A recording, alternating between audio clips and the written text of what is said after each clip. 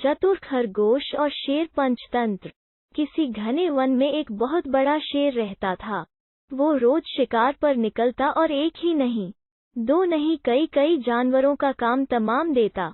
जंगल के जानवर डरने लगे कि अगर शेर इसी तरह शिकार करता रहा तो एक दिन ऐसा आएगा कि जंगल में कोई भी जानवर नहीं बचेगा। सारे जंगल में सनसनी फैल गई। शेर को रोकने के लिए कोई न कोई उपाय करना जरूरी था।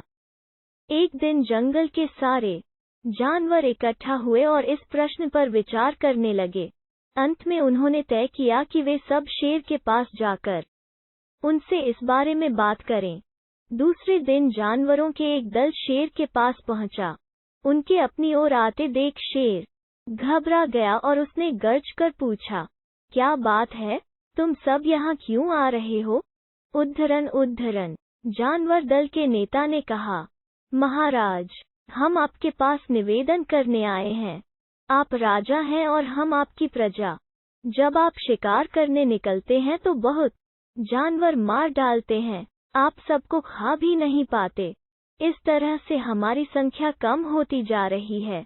अगर ऐसा ही होता रहा तो कुछ ही दिनों में जंगल में आपके सिवाय और कोई भी नहीं बचेगा। प्रजा के बिना राजा भी कैसे रह सकता है?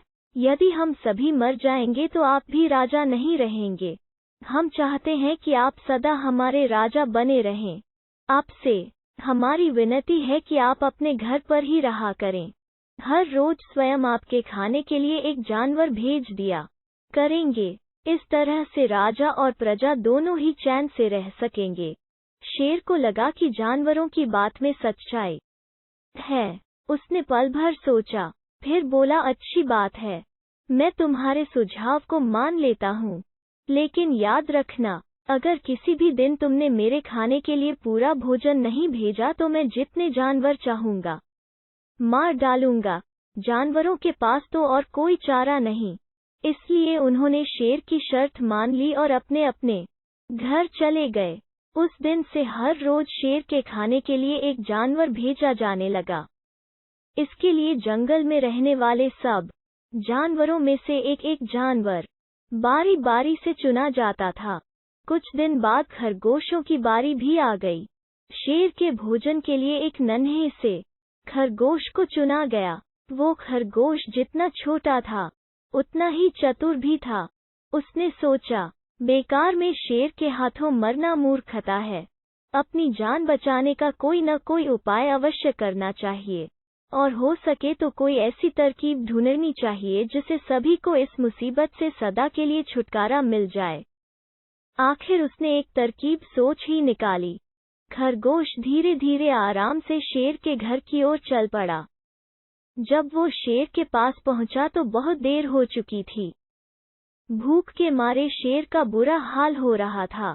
जब उसने सिर्फ एक छोटे से खरगोश को अपनी ओर आते देखा तो गुस्से से बौखला उठा और गर्ज कर बोला, किसने तुम्हें भेजा है? एक तो पिद्दी जैसे हो, दूसरे इतनी देर से आ रहे हो।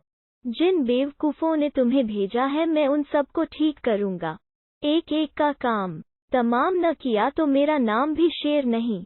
नन्हे खरगोश ने आदर से जमीन तक झुककर, महाराज, अगर आप कृपा करके मेरी बात सुन ले तो मुझे या और जानवरों को दोष नहीं देंगे।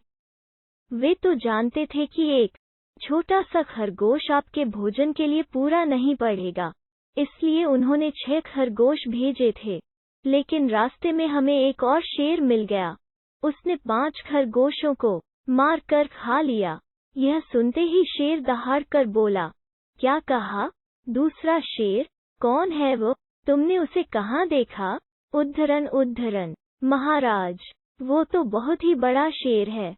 खरगोश ने कहा, वो जमीन के अंदर बनी एक बड़ी गुफा में से निकला था। वो तो मुझे ही मारने जा रहा था, पर मैंने उससे कहा, सरकार, आपको पता नहीं कि आपने क्या अंधेर कर दिया है।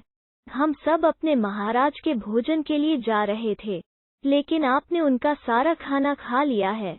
हमारे महाराज ऐसी बातें सहन नहीं करेंगे। वे जरूर ही यहाँ आकर आपको मार डालेंगे। इस पर उसने पूछा, कौन है तुम्हारा राजा?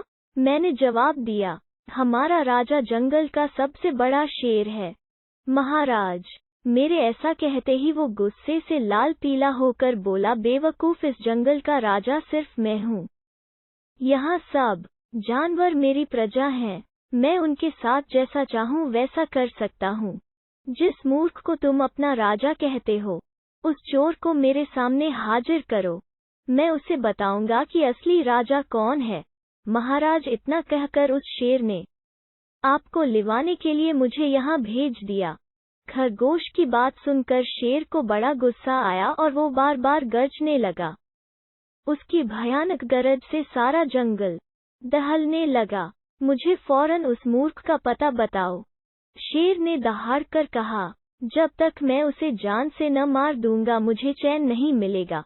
बहुत अच्छा महाराज, खरगोश ने कहा। मौत ही उस दुष्ट की सजा है। अगर मैं और बड़ा और मजबूत होता तो मैं खुद ही उसके टुकड़े टुकड़े कर देता। चलो, रास्ता दिखाओ, शेर ने कहा। फौरन बताओ किधर चलना है।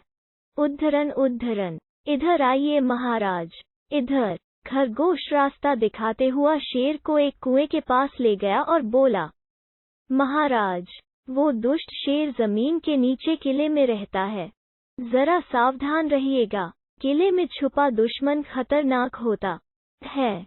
मैं उससे निपट लूंगा, शेर ने कहा। तुम यह बताओ कि वो है कहाँ। उद्धरण उद्धरण, पहले जब मैंने उसे देखा था तब तो वो यहीं बाहर खड़ा था। लगता है आपको आता देखकर वो किले में घुस गया। आइए मैं आपको दिखाता हूँ। खरगोश ने कुएं के नजदीक आकर शेर से अंदर झांकने के लिए कहा। शेर ने कुएं के अंदर झांका तो उसे कुएं के पानी में अपनी परछाई दिखाई दी। परछाई को देखकर शेर जोर से दहाड़ा। कुएं के अंदर से आती हुई अपने ही दहाड़ने की गूंज सुनकर उसने समझा कि दूसरा शेर भी दहाड़ रहा है। दुश्मन को तुरंत मार डालने के इरादे से वो फौरन कुएं में कूद पड़ा। कूदते ही पहले तो वो कुएं की दीवार से टकराया, फिर धड़ाम से पानी में गिरा और डूबकर मर गया। इस तरह चतुराई से शेर से छुट्टी पाकर नन्हा खरगोश घर लौटा। उसने जंगल के जानवरों को शेर के मारे जाने की कहानी सुनाई। दुश्मन के मारे जाने की खबर से सारे जंगल में खुशी फैल गई। जंगल के सभी जानवर खरगोश की जय जयकार करने लगे।